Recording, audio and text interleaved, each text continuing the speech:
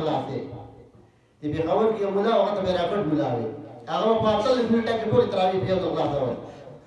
48 منټه کې تراویح کې ما ته چې چا په مذهب امام ابو حنیفه په یو ځای باندې مقدمه د شاملي کې اووه زره پیرې افغانان ختم کړی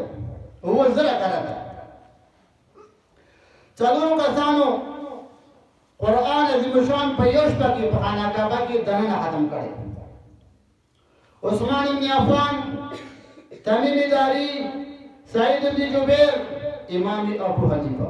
په یو شپه کې په خانه کعبه کې دننه قرآن عظیم شان دی ختم کړی په دې میاشت کې د الله نبی بدرې کار کاوه عبادت د الله د نبی از عبادت بخاری لیکي حتی يتورمت قدماه خپل مبارک به اوپر کېده او دویم تخنی ځان نه ناستا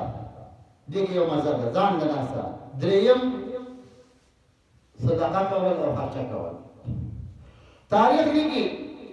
لیث بن سعد هغه به روزانه 300 کسان له ډوډۍ ورکوله